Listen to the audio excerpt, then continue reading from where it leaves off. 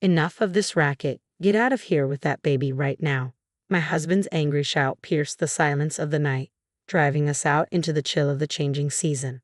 With mornings growing colder and the threat of imminent rain, I felt the sting of desperation claw in my bones. I'm freezing. If we stay out here, we'll freeze to death, I muttered to myself, clutching our 3-month-old daughter tightly wrapped in her blanket. Despite my relentless knocking, there was no response from inside.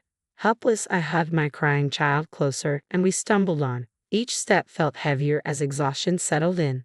Please let us in, I pleaded with the empty darkness, but the night offered no solace. Wandering aimlessly, I found myself sitting on a bench in the park, my body frozen to the core. Tears flowed freely as the events leading to our plight played out in my mind. How did we end up like this?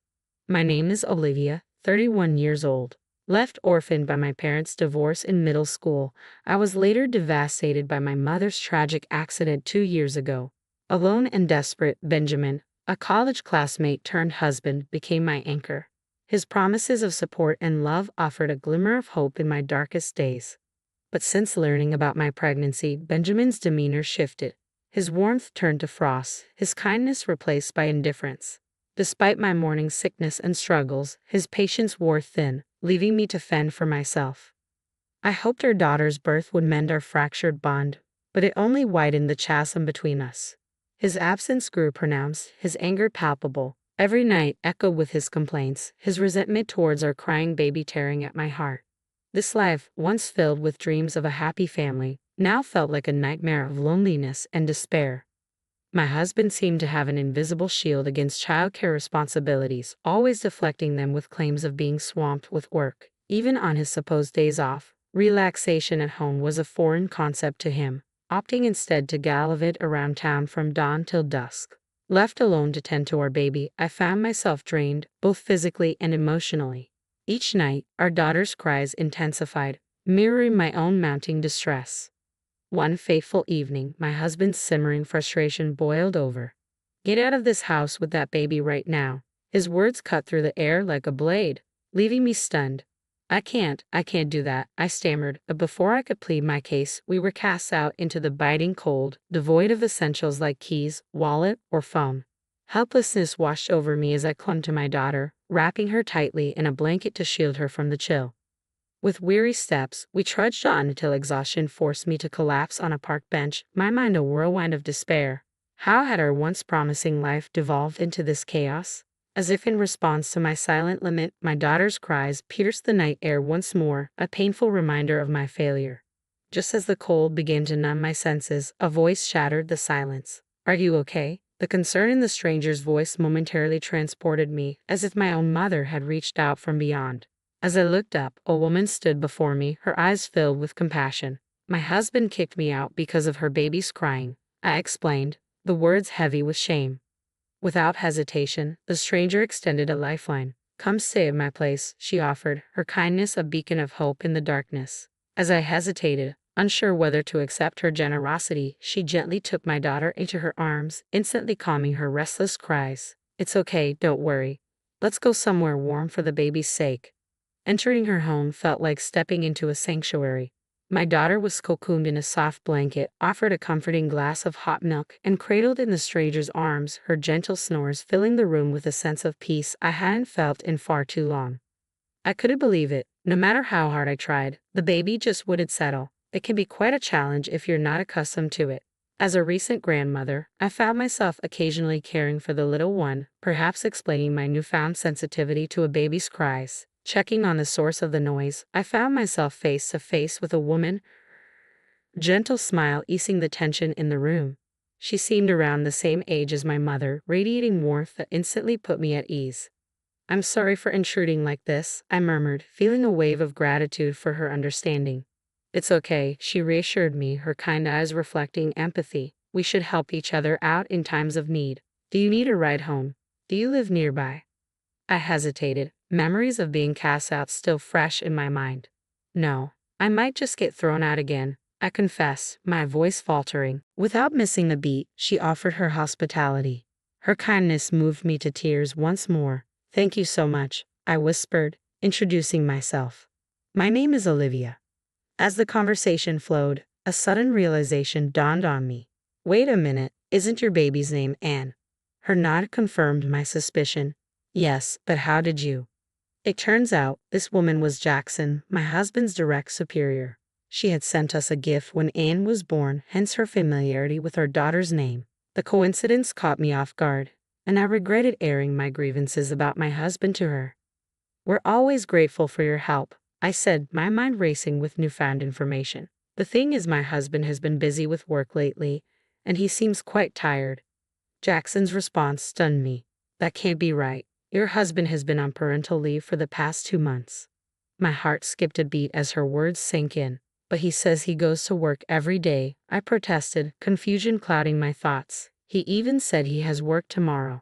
It's a holiday. The office will be closed, Jackson explained, her tone tinged with concern. I wonder what he's up to. I was blindsided by the revelation that my husband, whom I believed was tirelessly working, was actually on vacation. However, the pieces of the puzzle were finally starting to fall into place. I couldn't shake off the sense of anticipation that seemed to linger on the days my husband was supposed to be at work. Ever since I became pregnant, his behavior had taken a noticeable shift, leaving me with a nagging feeling that something wasn't quite right. As I pondered how to investigate further, Jackson suggested a bold idea. Why don't you check his social media, she proposed, gesturing towards a computer in the corner of the room. I accepted her offer gratefully and began scrolling through my husband's online presence. What I discovered left me reeling in shock. A trove of photos featuring him and another woman, seemingly inseparable. They look like a couple. That's Ava, Jackson explained, her voice tinged with sympathy. She worked at our company for only 3 months before recently quitting. The pieces fell into place, confirming my worst fears. Though I had harbored suspicions, the reality of my husband's affair hit me harder than I had anticipated. Do you know her address, her contact information? I asked, my voice trembling with emotion. But Jackson hesitated, her concern evident. I'm sorry, I shouldn't have mentioned her name. It's personal information, and I can't disclose it, she replied gently, offering me solace in my moment of vulnerability. As I deflated, Jackson extended her support. I'll do everything I can to help with anything else, she assured me. But my attention was drawn back to the screen, where a series of photos showcased my husband and his mistress living a life of luxury, dining at the prestigious Paris hotel. The realization hit me like a ton of bricks. With no income during my maternity leave and our combined savings dwindling, there was no way he could afford such extravagance. No way. This can't be happening, I whispered, my heart heavy with disbelief. With trembling hands, I logged into my bank account online, hoping against hope for a different outcome. But what I found only confirmed my worst fears. My savings of $250,000 vanished. The inheritance I received after my mother's tragic car accident had been cut in half, leaving me stunned and motionless for what felt like an eternity. What's wrong? Jackson's concerned voice broke through my daze. My husband has been using my savings without my permission, I confessed, the betrayal cutting deep. I have reserved those funds for our daughter's future, trusting my husband to keep them safe. But as I reflected on recent events, the pieces began to fall into place. Leaving my debit card with him during my hospitalization for childbirth had been a mistake. He hadn't visited me once during that time, and the first withdrawal from my savings coincided with the day I handed him the card. I had never doubted his integrity, believing he had locked it away securely. I can't forgive him, I murmured, the weight of his deception crushing my spirit. He's been using my beloved mother's inheritance without my permission. Determined to expose his deceit, I accepted Jackson's offer of a digital camera. The next day, we watched from the car as my husband, wearing a self-satisfied smirk, left our house without a second thought for our daughter and me. His carefree demeanor grated against my raw emotions, fueling my resolve. As expected, his car eventually pulled up at the Paris hotel, his mistress in tow. With practiced ease, they strolled into the restaurant, oblivious to the pain they caused. Entrusting our daughter to Jackson's care, I took a seat behind them, steeling myself for the confrontation to come. I've had enough of Olivia's stubbornness, my husband's callous words echoed in my ears. Finally kicked her out last night. Now she's filed for divorce. I'll get the compensation from her mother's accident, and maybe even alimony. You're despicable, Jackson retorted, her disgust palpable. Your wife doesn't even realize you're after her money. You've been using her vulnerability since her mother passed away. but having a child was an unexpected obstacle. The shock of his admission left me speechless, my mind reeling with disbelief. Oblivious to my turmoil, my husband swaggered towards the elevator with his mistress, the key to their hotel room dangling from his fingers. As I stealthily followed them, even though it was just a fleeting moment before the elevator arrived, they embraced and began to kiss. Despite bracing myself, witnessing the affair unfold before my eyes was agonizing. A shiver ran down my spine as my husband's callous words echoed in my ears. "This is a pre-celebration for kicking Olivia out. Let's have a blast today." Unable to find my voice, I watched helplessly as the elevator doors closed, swallowing them up and leaving me behind. Frustration and sadness overwhelmed me, rendering me unable to stand. Collapsing to my knees, I felt a profound shift within me. The grief that had gripped my heart began to morph into a simmering desire for revenge. Betrayal of this magnitude was too cruel to ignore. I couldn't simply let it slide. That evening, timing my return to coincide with my husband's arrival home from work, I made my way back to the house. "Whoa, look who's back," he greeted me with mock surprise. "I'm sorry. I'll do whatever you say from now on. Please let me back in the house," I pleaded, masking my rising anger behind a facade of submission. It was time to tighten the noose around him, to play the part of the obedient wife and bide my time. "Fine. From now on, I'm not giving you any living expenses. Do whatever you want," he declared, his arrogance undiminished. Without a word of dissent and without broaching the subject of divorce, I made it clear that I was onto him. Despite his continued despicable attitude, I remained resolute, laying the groundwork for the vengeance that simmered beneath the surface. Enduring my husband's deceit, I persisted in my search for evidence of his affair, scouring the house for any clue. Among his belongings, I discovered a trove of receipts for hotels and meals tucked away in his suit pockets, but alone, they felt like feeble proof. It wasn't until I delved into social media under the woman's name that her true identity was unveiled 2 weeks later. With all preparations in place, I found myself once again at the infamous Paris hotel. There they were, my husband and his mistress, brazenly indulging in dinner and public displays of affection just as they had done before. Mustering my resolve, I approached them as they prepared to board the elevator. "What are you doing here?" my husband demanded, his tone defensive. "Why are you here?" "I am obviously here for a work meeting," I countered sharply, seizing the moment to confront him. Quickly disentangling himself from his mistress, my husband looked guilt-ridden, attempting to flee. "That's odd. Today's a day off, isn't it?" I pressed, my voice cutting through the tension. Turning in surprise, he stumbled upon a revelation. "What, Jackson? You're supposed to be on parental leave, right? How come you're working?" Caught off guard by my unexpected presence with his boss, my husband's feeble excuses faltered. Meanwhile, the mistress, identified as Ava, appeared uneasy and uncertain, her gaze fixed downward. Sensing the scrutiny of onlookers, I proposed a change of scenery. "Since we're drawing attention, let's move this to the room you guys booked. Unless you want me to scatter these photos around here. Is that okay?" I brandished the damning evidence, leaving my husband reeling. In a desperate bid to escape, he grabbed my arm and pulled me into the elevator. But Jackson intercepted, apprehending the fleeing mistress and bringing her along.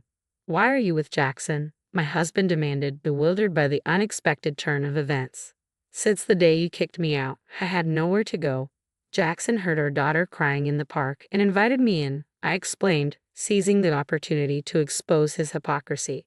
As we entered the room, a tense silence descended, marking the beginning of a confrontation long overdue. Dumping all the evidence onto the table, I watched as shock rippled across their faces. "What are these photos?" my husband stammered, his voice betraying a hint of panic. "I was here the day after you kicked me out of the house. It was shocking, but I took these as evidence of your affair," I explained, my tone steely with resolve. "That's low. That's my line," my husband retorted, his attempt to deflect criticism falling flat in the face of my accusations. His silence spoke volumes, but I pressed on. "I'm aware you used my savings without my consent. That money was a legacy from my mother," I continued, my voice unwavering. "That's our shared property. I don't see an issue with me using it," he countered, his arrogance grating against my sense of injustice. "It's not shared property. It's mine and mine alone," I insisted, refusing to back down. "You will return the $120,000 you used." "Come on, we're married. Let's not get into such tedious matters," he dismissed, his indifference fueling my frustration. Exhausted by his callousness, I reached into my bag and pulled out the divorce papers, slamming them onto the table with finality. I'm fed up with you. Fill out these divorce papers immediately. That's a leap, don't you think? Didn't I hear you say you wanted me to bring up divorce? He protested, his attempt to deflect blame falling on deaf ears. I played a recording of a conversation we had during a previous meal, his hurtful words reverberating throughout the room. Give me a break, not a chance to think. You approached me just for my money, his voice echoed, each syllable a painful reminder of his betrayal. It all became clear after I heard our conversation from that day. That's why you became so cold all of a sudden, I declared, my voice steady despite the turmoil within. There's a lot to the situation. I don't want to hear any excuses or lies, I continued, my resolve unyielding. Pay me $20,000 for the affair, $10,000 for all the times you mistreated me, $120,000 for the money you took from my savings, and $110,000 for child support until our daughter turns 20. That's a total of $260,000 in one lump sum. What mistreatment? He protested, his voice tinged with desperation. But there was no denying the truth of his actions. You kicked me and our daughter out of the house in the middle of the night and didn't provide living expenses, I countered, my voice unwavering. Clearly caught off guard, he attempted to salvage the situation. Just calm down, let's talk this out, he pleaded, his tone bordering on pathetic. But there was no room for negotiation. Don't mock me, and don't think you're out of this either.